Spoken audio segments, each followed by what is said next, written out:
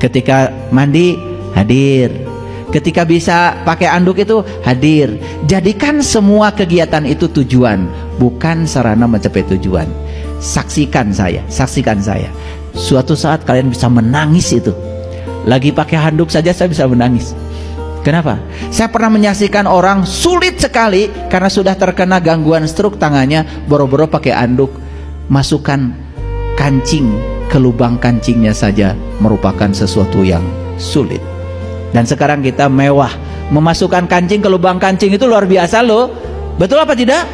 Tapi disadari? Tidak, karena pikiran kita terus bergerak ke depan. Pakai baju bukan tujuan. Coba pakai baju itu tujuan. Keren. Nah sekarang semua tujuan hidup adalah hidup itu sendiri. Ulangi ya. Semua tujuan hidup adalah hidup itu sendiri. Hadir di sini saat ini sekarang. Rasakan nanti. Karena ini adalah kuliah kesadaran. Nanti Bapak Ibu akan mengalami peningkatan kesadaran yang luar biasa. Semua akan terlihat menjadi indah. Percaya sama saya. Bahkan saat kita sudah berhadapan dengan nasi pun mungkin kita akan terdiam sejenak. Luar biasa. Bagaimana ya Allah menumbuhkan padi ini? Bagaimana padi ini bisa sampai ke tangan saya? Berapa ribu orang yang terlibat untuk menghadirkan satu piring nasi ini? Kalian bisa menangis. Dan setelah itu tidak mau lagi merendahkan orang lain. Makanya kalau habis makan itu harus ke siapa ya saya mengembalikan kebaikan saya ini. Karena saya tidak tahu yang nanam padi siapa, yang nanam tomat siapa, yang nanam jagung siapa, saya nggak tahu. Makanya karena saya tidak tahu, ya sudah, siapapun orang yang bertemu dengan saya harus saya bahagiakan. Itu aja. Itu untuk mengembalikan hutang budi saya kepada mereka semua. Makanya kalau saya habis makan itu, aduh tanggung jawabnya luar biasa. Boro-boro merendahkan orang, boro-boro membenci orang, boro-boro menghujat orang. Ya, hutang budi yang sudah saya makan aja, apalagi kepada Allah ya. Habis kita makan semua dimasukkan, Allah urus semuanya. Ya, ini bagian buat tulang, ini bagian buat darah, ini buat daging, ini, buat itu, dibagi sama Allah ke semua anggota tubuh kita tanpa kita tahu. Masih mencari Allah di luar diri kita. Sebegitunya Allah tegak berdiri mengurusi semua kebutuhan kita sendiri. Cuman kita selama ini tidak sadar. Sekarang tapaki semua perjalanan hidup ini dengan kesadaran. Ya ayyuhallazina amanu, siapa yang dihaikan di ayat ini? Orang beriman bukan? Siapa orang beriman? Yang sudah tidak tertutup lagi bukan? Kan tadi kafir itu artinya tertutup. Sudah jadi bahasa Inggris, kafir itu dari bahasa Arab. Jadi kalau kafir yang tertutup berarti iman artinya apa? Terbuka. Makanya ciri orang yang beriman itu terbuka. Terbuka rasanya, bisa merasakan penderitaan orang lain. Terbuka otaknya, bisa menerima ilmu dari siapapun. Terbuka ampunannya, bisa memaafkan siapapun. Gitu. Buat apa kalian marah? Daripada marah lebih bagus memaafkan.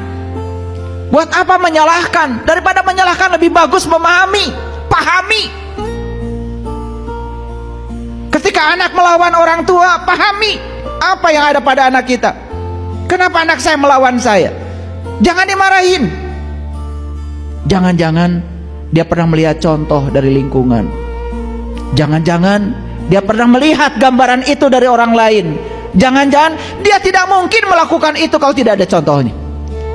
Karena saat anak itu berkembang, dia punya cermin neuron, namanya mirror neuron, cermin saraf. Dia akan melakukan yang dia lihat.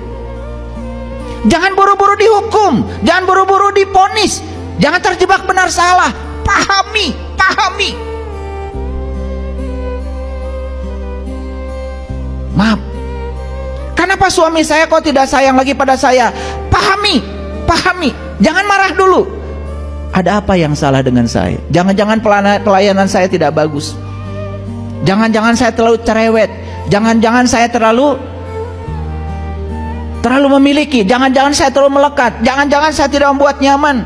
Rubah diri kita. Kita tuh sudah terbiasa merubah orang lain di luar diri kita, dan kita lupa merubah diri kita sendiri. Betul? Yuk lihat ayat ini. Siapa yang dihaikan? Orang beriman. Siapa orang beriman? Orang yang sudah terbuka, orang yang sudah sadar, orang yang sudah hadir di sini saat ini sekarang, merasakan kehadiran Allah setiap saat di ruang dan waktu. Tempo hari di Cikole, saya ajarkan meditasi berjalan. Meditasi berjalan, nangis semua. Padahal kalian berjalan tiap hari, betul? Cuman saat berjalan saya bawa ke kesadaran. Saya bilang, angkat, ayunkan, tumpukan. Angkat, ayunkan, tumpukan.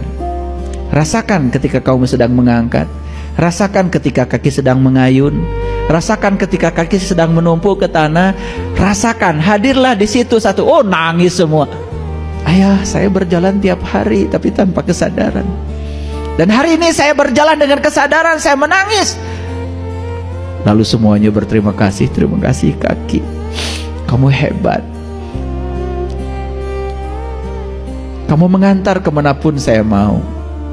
Saya sudah jalan-jalan ke luar negeri, saya jalan-jalan kemana karena diantar oleh kamu. Dan selama ini kita hampir tidak punya waktu berterima kasih pada kaki kita ini. Makanya kakinya pegel-pegel, rematik.